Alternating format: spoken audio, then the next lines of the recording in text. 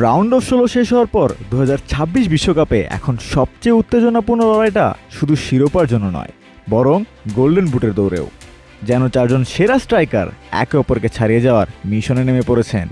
প্রতিটি ম্যাচ, প্রতিটি গোল, এমনকি প্রতিটি অ্যাসিস্টও পুরো হিসাব পাল্টে দিতে পারে।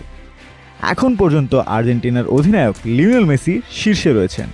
মিশরের বিরুদ্ধে রাউন্ড অফ 16 ম্যাচে একটি গোল ও একটি অ্যাসিস্ট করে মোট গোল সংখ্যা নিয়ে এসেছেন 8-এ, সাথে আছে একটি অ্যাসিস্ট। শেষ 16তে তিনি একমাত্র খেলোয়াড় যিনি 8 গোলের মাইলফলক স্পর্শ করেছেন এবং বর্তমান গোল্ডেন বুটের দৌড়ে এককভাবে সবার উপরে আছেন। কিন্তু মেসির জন্য কাজটি মোটেও সহজ নয়। তার ঠিক পেছনে রয়েছেন ফ্রান্সের কিলিয়ান এমবাপ্পে, যার ঝুলিতে আছে 7টি গোল ও 2টি অ্যাসিস্ট। গোলের দিক থেকে মেসির থেকে এক ধাপ পিছিয়ে রইলেও অ্যাসিস্টে তিনি এগিয়ে আছেন। ফলে যদি টুর্নামেন্ট শেষে তাদের গোল সংখ্যা সমান হয়, তাহলে ফিফার নিয়ম অনুযায়ী অ্যাসিস্টই নির্ধারণ করবে গোল্ডেন বুটের বিজয়ী। এছাড়া একই সংখ্যক 7 গোল নিয়ে প্রতিযোগিতায় আছেন নরওয়ের গোল মেশিন আর্লিং হালান্ড। প্রাণ সসের মাখামাখি টেস্ট নুডলসকে করে তোলে আরো ইয়ামি, আরো জোস। প্রাণ সস, সসের বস। ব্রাজিলের বিপক্ষে তার জোড়া গোল আবারও তাকে প্রমাণ করেছে। যদিও তার এখনও কোনো অ্যাসিস্ট নেই, কিন্তু গোল করার ধারাবাহিকতা তাকে অন্যতম ভীতিকর প্রতিদ্বন্দ্বী বানিয়েছে। অন্যদিকে ইংল্যান্ডের অধিনায়ক হ্যারি কেইনও পিছিয়ে নেই। মেক্সিকোর বিরুদ্ধে গোল করার পর তার মোট গোল সংখ্যা এখন 6, সাথে আছে একটি অ্যাসিস্ট। কোয়ার্টার ফাইনালে যদি তিনি ভালো খেলেন, তবে আবারও শীর্ষ 3-এ ফিরে আসতে পারেন। এছাড়াও লড়াই আছেন ফ্রান্সের ওসমান ডেম্বেলে, যার গোল রয়েছে 4টি এবং অ্যাসিস্ট 2টি।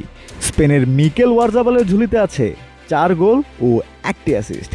যদিও তারা কিছুটা পিছিয়ে আছে, তবু সামনে এখনও 3টি ম্যাচ বাকি, তাই কয়েকটি ভালো পারফরমেন্সই পুরো চিত্র পাল্টে দিতে পারে। ফিফার অফিসিয়াল নিয়ম অনুযায়ী গোল্ডেন বুট নির্ধারণে প্রথমে দেখা হবে গোলের সংখ্যা।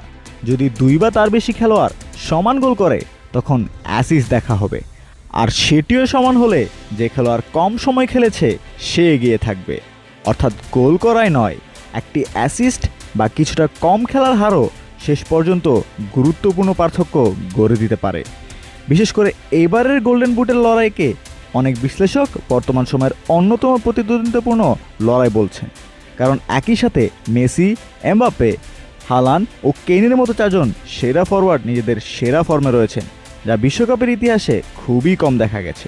এখন দেখার বিষয়, কোয়ার্টার ফাইনাল, সেমিফাইনাল ও সম্ভাব্য ফাইনালে কে নিজের গোল সংখ্যা আরও বাড়াতে পারে।